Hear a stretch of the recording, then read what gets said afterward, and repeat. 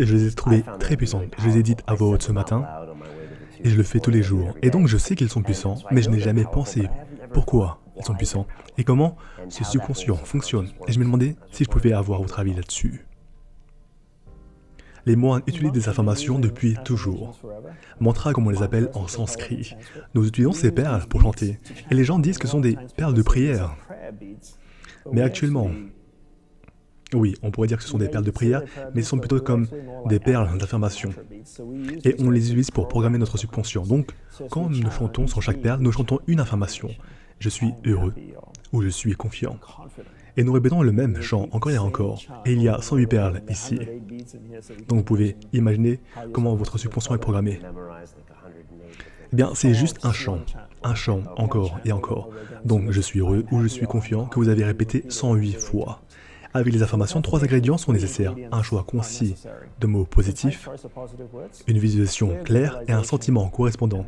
Et la plupart des gens ne comprennent pas cela quand il s'agit d'affirmations. Ils ne font que dire les mots mais ne visualisent pas, sans les sentiments. Donc par exemple, si je dis que j'aime les pommes,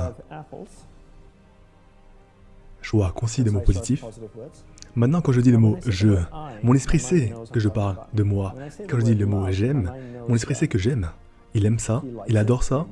C'est ce que l'amour signifie pour lui. Quand je prononce le mot « pomme », mon esprit devient confus. Parce qu'il cherche dans tout mon disque dur, dans tout mon subconscient, depuis que je suis né, chaque occurrence du mot « pomme ».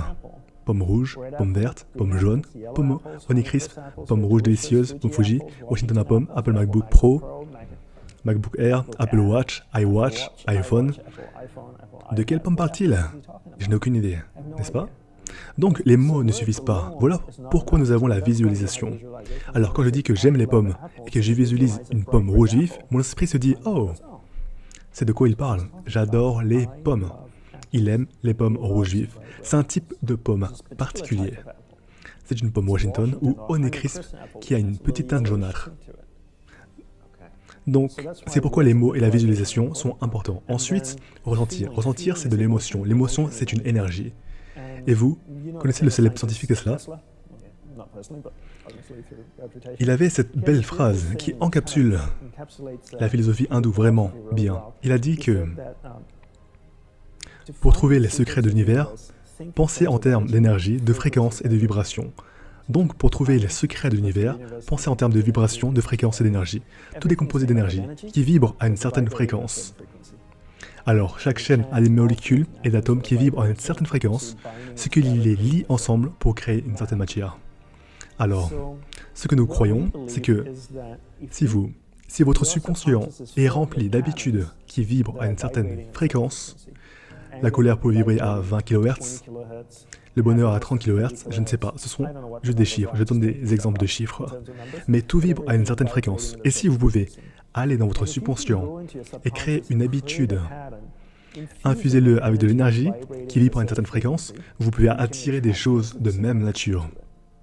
Donc si je vais dans mon subconscient, je répète une affirmation qui a un choix considérablement positif, une visualisation claire, et j'infuse le sentiment, qu'est-ce que ça fait?